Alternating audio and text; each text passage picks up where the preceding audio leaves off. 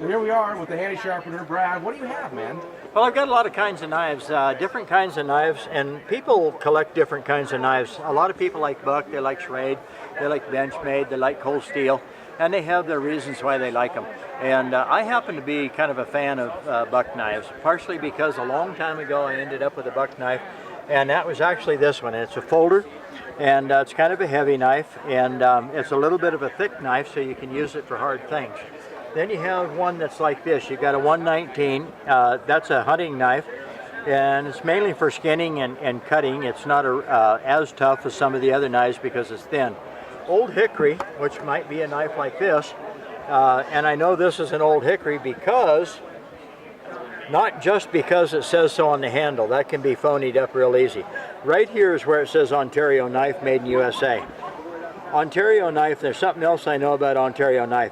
Ontario Knife was very proud of what they make. If their stamp wasn't absolutely crystal clear, they would change the die that they stamped it with.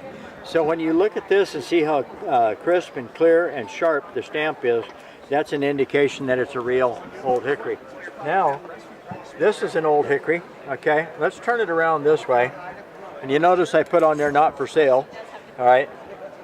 So you have an old hickory like that, and you have one like this. Ontario Knife, made in USA. Now I bought this particular knife from a hardware store in Anacortes, Washington. I was out there about 3 years ago and I bought this one. This one was there, but I didn't buy it. So what did I do 3 years later? I called them up and said, "Do you still have that knife?" "Yes." So I bought it, all right? There's all kinds of knives that you can have. This is a Japanese knife, it's Japanese steel. I didn't think too much about that knife until a guy brought me 2 of the big cans of food. He said, "I don't have a can opener, what do I do?" And I said, "Well, let's try this knife. You hold the can," I punched it through, and then I took this knife and I ripped, and he'd turn it and I'd rip. So we cut both of them open, and it really did come out just about this sharp, just like this. Oop, there you go. It was about that sharp after I got done cutting 2 cans open, so I came to the conclusion that's not junk steel. So we have a knife here. This is going to be a collector. Somebody will pick this one up. It's actually a buck 119, but it's got an antlered handle. Buck is a good collector because it's American. It's an entrepreneurial success story that started back, I think, in about 1950, 48, somewhere in there, in California. Now they're in Post Falls, Idaho. And Chuck Buck, who is the grandson, used to be the president. I don't know exactly. I think he's the president, not the CEO anymore. I know Chuck and Lori Buck, so anyway, I stop and see them. And that's part of the reason I use their knives. There's some other things on the table. It's really kind of funny. Now, this is a no-name knife. It was actually left on my table. So I kind of laughed about it because it looks like a cheap knife. It's actually extremely durable. It doesn't give much. It's got a good edge on it. For carving, I like the radius on the knife and I like the tip.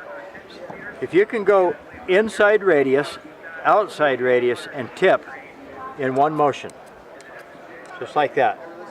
Goes right down and goes right off the tip.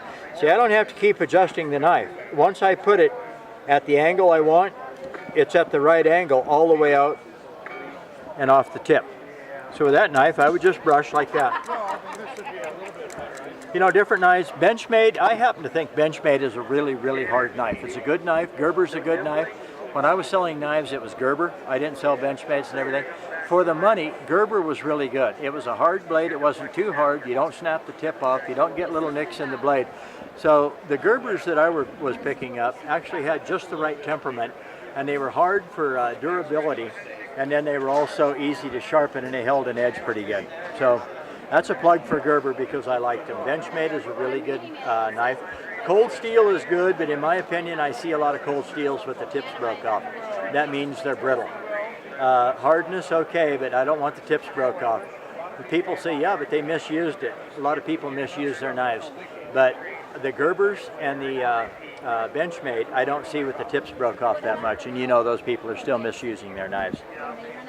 So different types of knives, Gerber, Benchmade, cold steel. Old Timer's a really good knife. They corrode easy, but they're a very hard knife. You see knives, Old Timer, that are 50 years old. People have been carrying them, and they're still in pretty good shape. They're not worn out. You can make them sharp pretty easy. I like Old Timer. Case is a very good knife. Even if it's made in China, it's funny.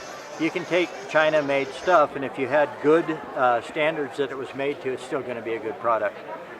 So when somebody says, but that was made in China, I don't like that it was made in China because it takes away American work. I don't have to dislike it because it's made in China because it's cheap. It's not always cheap.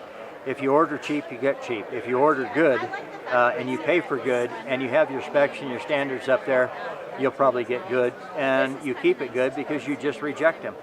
Me and another guy, the guy that makes these, we rejected 6,000 sharpeners because they didn't sharpen the edge here right. That caused us a lot of grief. I mean a lot of grief, and it took 6 months to get the right sharpeners, and it ended up costing me 35 cents more a sharpener, even though it wasn't my fault. So anyway, we call out the bad, we qualify our product myself, and if I don't like it, it gets called out and sent back. We just don't have inferior grade product, and we don't have inferior corners. It's the sharpness of the corner that makes it work. I don't know, I've been using this one, let's see. There goes the fingernail. If it'll take your fingernail off, you can zoom right in here and see the white. That's fingernail. And what's the best thing a gentleman can do or an owner can do to keep their knife good for life? Good for life means don't abuse it too much. Tune it up almost every time you use it. Why? If you actually dull it, and then you dull it, and you dull it, and dull it, okay, and then about 3 months down the road, you're going to take and sharpen it, you take off too much. If you use my little sharpener out of your pocket where it belongs, just like this right here, okay, and you do little tune-ups frequently, I had twins. If you do frequent tune-ups, you never have to spend more than about 20 seconds, you'll keep your knife for life. Oil it once in a while, clean it up a little bit. Other than that, just use it. That's what they like to be used.